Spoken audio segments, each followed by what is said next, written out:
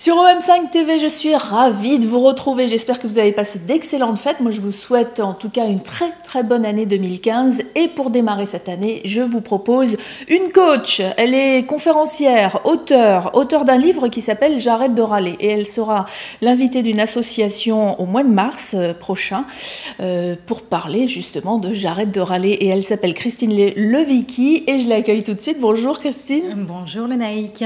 Alors vous vivez en ce moment tout le temps en Californie, vous donnez des conférences là-bas, des séminaires aussi, puis de temps en temps vous voyagez. Donc vous allez être à Paris au mois de mars pour cette conférence suivie d'une formation. Voilà, tout à fait. Je suis ce qu'on appelle une entrepreneuse nomade. J'aime bien être entre les États-Unis et la France. Et donc, en effet, une conférence le vendredi soir sur Paris et une journée entière de formation le dimanche sur le thème de J'arrête de râler. Et alors, ça a commencé quand, cette aventure de J'arrête de râler? Parce que ça a commencé par vous, d'abord. Oui, ça a commencé, il y a quelques années, plus concrètement, un soir dans mon lit, oui. Où je me suis couchée, après avoir couché mes enfants, je me suis écroulée dans mon lit en me disant que j'avais vraiment passé une journée pourrie. Et l'instant d'après, j'ai eu comme une lumière et je me suis dit, mais Christine, t'as un problème parce que cette journée soi-disant pourrie, en fait, c'est une journée normale de ta vie. Oui. Et là, je me suis dit, mais je peux pas continuer à subir mon quotidien, à résister la parentalité, la maison, le quotidien, ce que j'appelle ma vie ordinaire et pas toujours sexy. Oui. Et je me suis dit, il faut que je trouve un moyen de trouver du plaisir, de la joie, un rapport plus fluide avec cette vie ordinaire, parce qu'un jour, je vais mourir et je vais me rendre compte que j'ai passé ma vie à résister ma vie et ça, c'était pas possible. Mais alors vous, votre formation, c'était quoi? Vous aviez déjà fait du développement personnel pour avoir cette réflexion ou bien... Oui. Moi, je suis coach certifiée, donc j'ai fait toute une formation et j'étais coach, j'accompagnais mes clients. Ça, vous aviez déjà commencé à travailler sur vous déjà. Voilà, mais alors ce qui est amusant, c'est que quand on est dans la posture du coach, on peut avoir tendance à être un peu celui qui se dit, moi je sais comment avoir une bonne posture sur la vie et quelque part, on pourrait avoir tendance à se positionner un peu au-dessus de nos clients. Et moi, ce soir-là, dans mon lit, je me suis dit, mais Christine, tu n'es pas mieux que tes clients, tu es exactement pareil qu'eux. Et donc, je me suis dit, je peux pas décemment me regarder dans le miroir et continuer à prêcher la bonne parole auprès de mes clients, alors que je me rends compte que moi-même, je résiste ma vie et moi-même, je râle. Alors, c'est super dur, justement, quand on a plein de gens qui râlent autour de nous. Et on en a, des collègues, le mari, les enfants, les copines. Comment on fait pour rester positif? Alors moi, ce que j'ai remarqué, c'est que arrêter de râler, c'est au-delà de juste penser positif. Parce que penser positif, c'est se dire, bon, il y a quelque chose qui m'agace, mais je fais comme si ça n'existe pas et je vais me dire que tout va bien, je vais mettre mes lunettes roses et me dire la vie est belle et un peu vivre dans le pays des bisounours. Et moi, bien au contraire, je me suis rendu compte ce soir-là, quand j'étais dans mon lit, que là, j'avais une belle idée de me dire, je vais arrêter de subir ma vie ordinaire et pas toujours sexy. Mais je me suis rendu compte qu'en fait, c'était une habitude. Et que c'était vraiment un réflexe, en fait, inconscient presque, qu'on a dans notre vie. C'est je me lève le matin, quelque chose ne se passe pas comme prévu, que ce soit le lait renversé au petit déjeuner, ou les bouchons, le camion poubelle, ou trop d'emails sur notre ordinateur, ou notre collègue, quel que soit ce que c'est. Quelque chose ne se passe pas comme je l'ai prévu, et automatiquement, je râle. Je pense qu'à aucun moment... Alors, il paraît que c'est très français. Est-ce que c'est français, vous qui vivez en Californie, de râler? Alors, il y a les Américains râlent aussi. Voilà, les Américains ça, râlent c'est aussi. une bonne nouvelle, quand même. Les Américains râlent aussi, notamment sur le sujet que j'adresse, qui est vraiment le sujet de la râlerie du quotidien ordinaire. Je ne fais pas référence... Vous savez, dans nos familles, on a tous un râleur ou une râleuse, que ce soit un oncle, une tante, un parent, un conjoint ou un collègue de travail. On a tous quelqu'un qui est identifié comme le râleur de service. Moi, j'étais pas cette personne-là. J'étais quelqu'un de plutôt positive, à toujours dire que la vie était belle.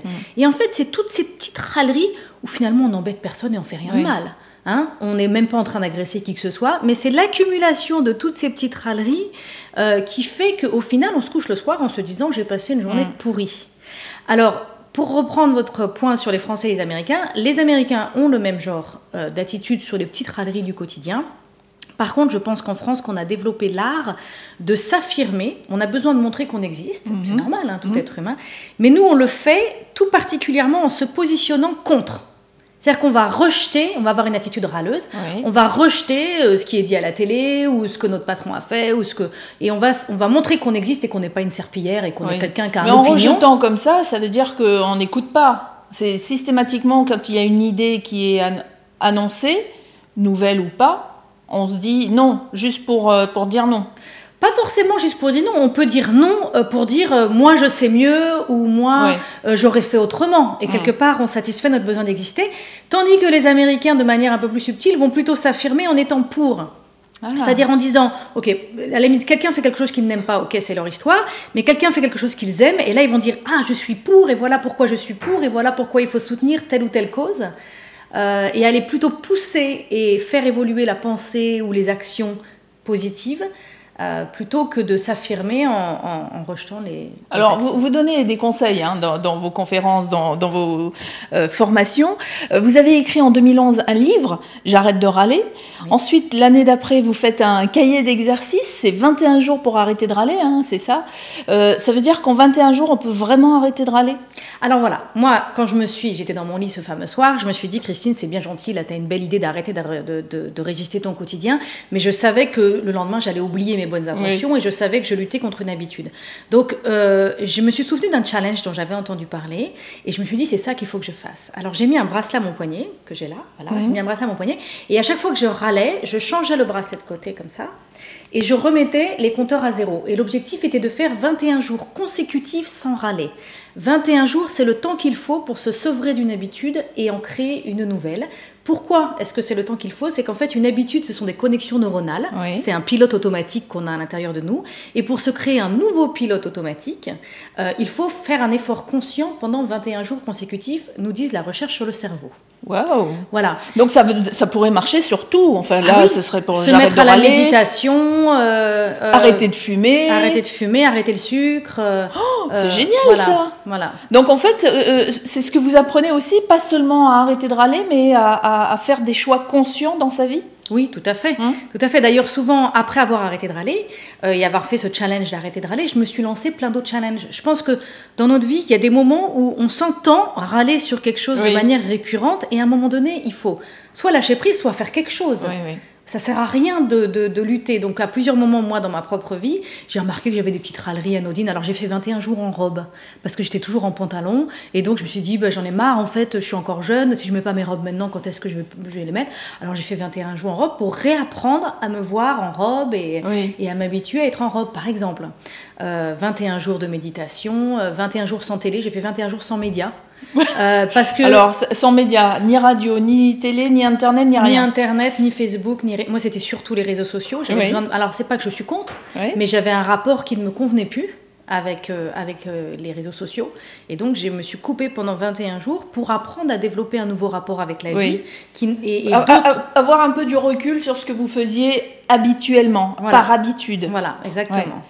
Des réflexes, lutter contre des réflexes qui finalement ne me convenaient plus. Oui, alors quel autre conseil on pourrait dire? Comment on fait en fait pour arrêter de râler du jour au lendemain? C'est-à-dire que vous, par exemple, vous dites il faut une tolérance zéro pendant ces 21 jours. Ça veut dire que quand on décide, allez, ma résolution 2015, c'est j'arrête de râler. Ça veut dire qu'à partir du moment où je prends cette résolution, il faut que je m'y tienne et il faut que je m'y engage. À 100%. C'est une tolérance zéro, mais si vous râlez quand même, vous avez juste à changer le bracelet et à recommencer le compteur. Ah, mais on reprend les 21 jours. Voilà, on reprend les 21 jours. Donc moi, j'ai mis 4 mois et demi à faire 21 jours consécutifs. Et d'ailleurs... D'accord. C'est gentil de nous dire ça, parce que pour quelqu'un qui se dit 21 jours, déjà pour arrêter de fumer, on n'en parle pas. Mais là, c'est vrai qu'on peut... Mais ça veut dire que si on commence à râler ou on recommence à manger, imaginons qu'on parle aussi du sucre, donc ça m'intéresse parce qu'on parle toujours de régime, de choses comme ça, en résolution de la bonne année, on va dire je vais me mettre au sport, je vais arrêter de manger ci, je vais arrêter de manger ça. Donc en fait, toutes ces 21 jours que vous mettez en place, vous pouvez le faire sur tout, mais si jamais je ne réalise pas ça au bout du 3e jour, je recommence à zéro. Soyons bien clairs, vous n'allez pas y arriver au bout du 3e jour et vous allez forcément à un moment donné recommencer à zéro. Donc l'échec est complètement inclus dans la démarche. C'est une illusion de croire que tout d'un coup, on peut arrêter de râler. Et d'ailleurs, il y a des personnes qui peuvent du coup... Alors ce qui est très important, c'est de surtout pas faire ce challenge dans une démarche de culpabilité. Et de se dire, il faut que j'arrête de râler parce que je saoule mes enfants, je saoule mon conjoint, je saoule mes collègues. Et donc du coup, quand on se surprend à râler, on se dit, oh là là, vraiment, qu'est-ce que je suis nulle. Ou alors parce que quelqu'un nous l'a dit. Dis donc, qu'est-ce que tu es une râleuse ou qu'est-ce que tu es un râleur. Donc, faut surtout pas que ce soit dans une démarche de culpabilité où du coup, quand on se plante, du coup, on se sent mal.